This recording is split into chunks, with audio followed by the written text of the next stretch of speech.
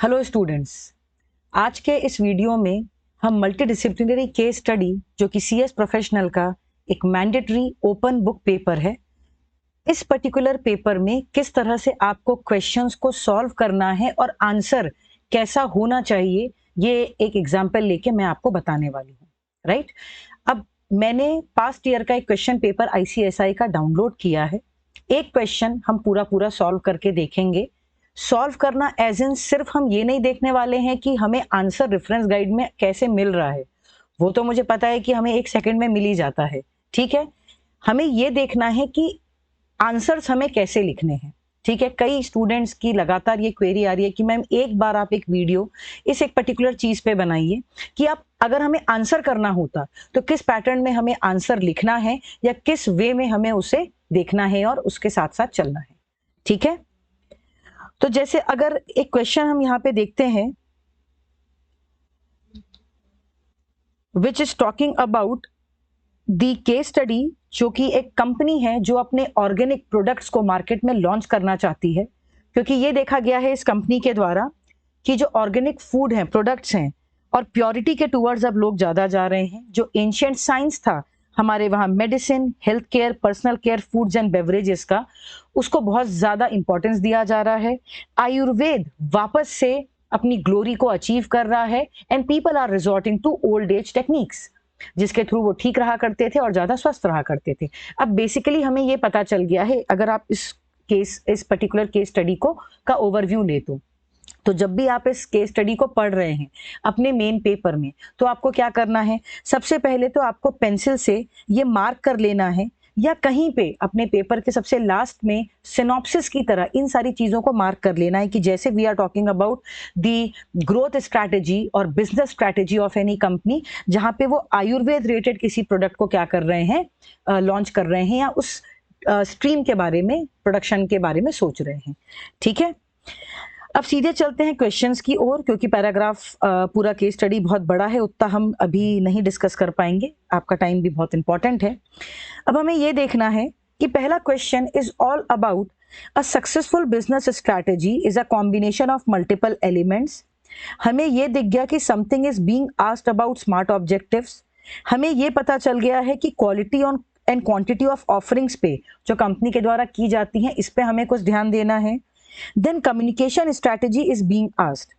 ये समझ में आ गया कि ये पर्टिकुलर क्वेश्चन किस पोर्शन से पूछा गया होगा, तो बिजनेस स्ट्रैटेजीज रिलेटेड वाला जो पोर्शन है, आपका डिवीजन है, वहां से पूछा गया है, मतलब बिजनेस स्ट्रैटेजी एंड मैनेजमेंट वाले पोर्शन से।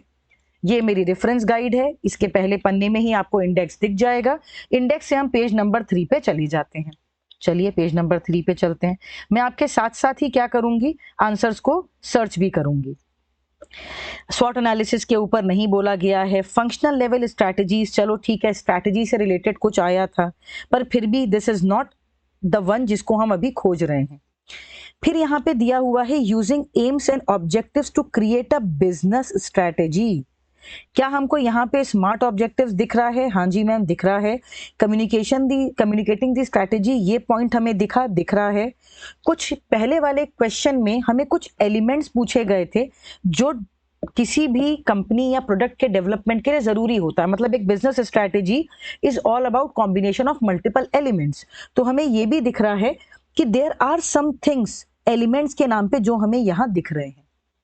चलते हैं मेन मॉड्यूल में। मेन मॉड्यूल में इसका पेज नंबर 233 है क्या? चलो जाके देख लेते हैं। 233 पेज नंबर पे हमारा बिजनेस स्ट्रैटेजी वाला आंसर है। यहां तक तो हम पहुंच गए, हार्डली हमें 4 से 5 मिनट लगा यहां तक पहुंचने में।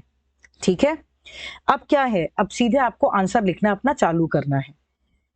पहली चीज हमें क्या बोली गई थी कि एक अच्छी बिजनेस स्ट्रैटेजी बहुत सारे मल्टीपल एलिमेंट्स को अपने अंदर इंक्लूड करता है। तो अब हम यहां से लिखना चालू करेंगे। गलती ये मत करना कि यहाँ पे केलॉग्स लिखा है तो तुम भी केलॉग्स लिख दो।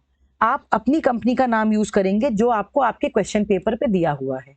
ठीक है, तो हमने इंट्रोडक्शन से चालू किया, हमने प्रॉपर इंट्रो लिखा, फिर हमने ये लिखा कि there are combination of various elements. ये पहला क्वेश्चन है जो आपसे पूछा गया है in the open book paper, कि वो कौन से ऐसे वेरियस एलिमेंट्स हैं जिनके थ्रू एक बिजनेस बड़ा होता है या प्रोडक्ट को डेवलप करता है, क्या बिजनेस की स्ट्रैटेजी होती है। ठीक है, तो हमको पता चल गया कि भाई branding, product positioning and so fourth, ये आपको पहले जो 10 मार्क का आपका क्वेश्चन है इसके लिए लिखना है। देखो यहाँ पे 10 मार्क्स ईच लिखा है, ये टोटल क्वेश्चन कितने मार्क्स का है, 40 मार्क का।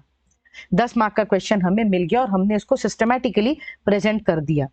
ध्यान रखने वाली बात क्या थी, आप केस स्टडी में कंपनी का नाम या कोई क्लाइंट का नाम या किसी अगर एडवोकेट या चार्टर्ड अकाउंटेंट या कंपनी सेक्रेटरी का नाम लिखा हुआ है, जैसे एथिक्स वाले क्वेश्चंस आते हैं, उन्हें आप चेंज करना नहीं भूलेंगे। आपके पेपर में जो नाम है जिस कंपनी का या जिस भी एंटिटी का या क्लाइंट का या पर्सन का, वो नाम आपको लिखना है एज इट इज। यहां तक तो ठीक हो गया। Second question is about the smart objectives. ठीक है, तो स्मार्ट ऑब्जेक्टिव्स कहां दिए हुए हैं, क्रिएटिंग बिजनेस ऑब्जेक्टिव्स, इसके अंदर आपको smart objectives specifically lined up दिख रहे हैं। ठीक है, तो हमारा सेकंड जो क्वेश्चन है उसका आंसर कहां लाई कर रहा है, पेज नंबर 235 में। रेफरेंस गाइड में भी अगर आप देखेंगे तो स्मार्ट ऑब्जेक्टिव 234 से 235 में लाई कर रहे हैं। आपकी मैपिंग कितनी आसान हो गई है और आपको आंसर क्या लिखना है मैं ये भी बता दे रही हूं। तो अब आपको आंसर क्या लिखना है, आपके smart objectives starting from creating business objectives, यहां से आप क्या कर लेंगे, अपने आंसर को लिखना चालू कर देंगे। ठीक है, थोड़ा सा आपको एज अ प्रोफेशनल स्टूडेंट आपको थोड़ी सी लैंग्वेज को ट्वीक करना होगा जो आपसे एक्सपेक्टेड और जिसकी तैयारी आपको एग्जीक्यूटिव लेवल में भरपूर कराई गई है। ठीक है, then we have focus on quality and quantity of offerings while assuming the customers will seek out and buy reasonably priced well made products। Obviously हम आयुर्वेद और रिलेटेड जो भी चीजें हैं उन्हें प्रमोट कर रहे हैं, तो obviously we are targeting on quality and quantity of offerings. आगे चलते हैं, quality and quantity of offerings में हम क्या कहेंगे, किस तरह से हम इंप्रूव्ड फूड लेबलिंग से या किस तरह से हम अदर चीजें इंप्रूव करा के या लोगों के बीच में अवेयरनेस फैला के क्या कर सकते हैं, कम्युनिटी में किसी प्रकार का बदलाव ला सकते हैं, ये आपसे यहां एक्सपेक्टेड है। ठीक है, तो ये वाला जो पोर्शन है वो आपको आंसर में यहां लिखना है कि क्या आपको ध्यान देना है। जैसे केलॉग की स्ट्रैटेजी क्या थी, केलॉग ने जब अपनी स्ट्रैटेजी बनाई तो उसने सीरीज ऑफ एक्शन प्लान्स लाए, कि उसने सिर्फ ये नहीं कहा कि सिर्फ तुम केलॉग्स खा लो और आप हेल्दी और फिट हो जाओगे, उसने ये भी कहा कि मेरी फूड लेबलिंग जिसके थ्रू मैं ये बता रहा हूं कि रिकमेंडेड जो क्वालिटी है, जो क्वांटिटी है, वो उससे मैच कर रहा है कि नहीं कर रहा है, आपको डेली बेसिस में जो न्यूट्रिएंट्स चाहिए वो आपको मेरे प्रोडक्ट के थ्रू मिल रहे हैं कि नहीं मिल रहे हैं। Now this is the supportive answer जो आपको एक के बाद एक लिखना है। और एक्स्ट्रा ऐसा क्या किया केलॉग्स ने जिसके थ्रू वो अपनी बिजनेस स्ट्रैटेजी को सफलतापूर्वक इंप्लीमेंट कर पाया। आपको यहाँ पे यही सेम चीज आयुर्वेद के लिए करनी है, आयुर्वेद रिलेटेड टू जो भी प्रोडक्ट्स आयुर्वेद की टेक्निक के थ्रू बनाए जाएंगे। ठीक है, last question is all about communicating the strategy या कम्युनिकेशन स्ट्रैटेजी जो कि डिजाइन की जाती है ताकि आपकी ऑर्गेनाइजेशन कम्युनिकेट कर सके और ऑर्गेनाइजेशन के ओवरऑल ऑब्जेक्टिव्स के कोर ऑब्जेक्टिव्स को मीट कर सके। So the next answer is here, communicating the strategy. एक बार हम लोग यहां देख लेते हैं पेज नंबर क्या है, 236 है, यहां पे भी चले जाते हैं और देखिए कम्युनिकेटिंग दी स्ट्रैटेजी कौन से पेज नंबर पे दिया हुआ है, 236 पेज नंबर पे दिया हुआ है। ठीक है, हम चले गए पेज नंबर 236 में। एज इट इज आपको ये आंसर लिखना है, बस कंपनी का नाम बदल देना है। ठीक है, तो इस तरह से आपको आपके आंसर को लाइन अप करना है। सब कुछ क्लियरली दिया हुआ था, सब कुछ ऑलरेडी सेट पैटर्न में दिया हुआ है, सिर्फ कंपनी का नाम थोड़े से आंसर्स में ट्वीक करके थोड़ा सा चेंजेस करके आपका आंसर रेडी है। 40 मार्क आपकी जेब में आ चुके हैं। आपने ये आंसर मोस्ट ब्यूटीफुल मैनर में लिख दिया है जो आईसीएसआई का भी एक्सपेक्टेशन है आपसे। आपको एज इट इज बुक का आंसर छाप नहीं देना है, कुछ चेंजेस और कुछ ऐसी लाइंस या लैंग्वेज आपसे एक्सपेक्टेड है एज अ प्रोफेशनल स्टूडेंट कि आप वहां पे ऐड करें। And ultimately don't forget the conclusion part. Conclusion आपको लिखना है। कंक्लूजन यहाँ पे आप कंक्लूजन का बेस ले सकते हैं, पर अगेन मैंने जैसा कहा थोड़ा सा आप उसमें लैंग्वेज में चेंज करेंगे कि यहाँ पे क्या दिया हुआ था उसके हिसाब से आप क्या करेंगे, उस लैंग्वेज में चेंज लाएंगे। तो आपको ये सारी चीजें ना कहीं कहीं पे ना इधर भी मिलेंगी मेन क्वेश्चन पेपर में। Question paper I mean case study में आपको कहीं कहीं पे ये चीजें आपको मिलती रहेंगी। जैसे देखो वहां पे क्या लिख रहा है, Ashwamedha has made disruptive progress in the FMCG sector within a span of less than 10 years. It has displaced Ayurvedic market leaders and has become synonymous with Ayurvedic products. Rudra's charisma has pushed Ashwamedha to grow over 10 times in a span of less than 10 years.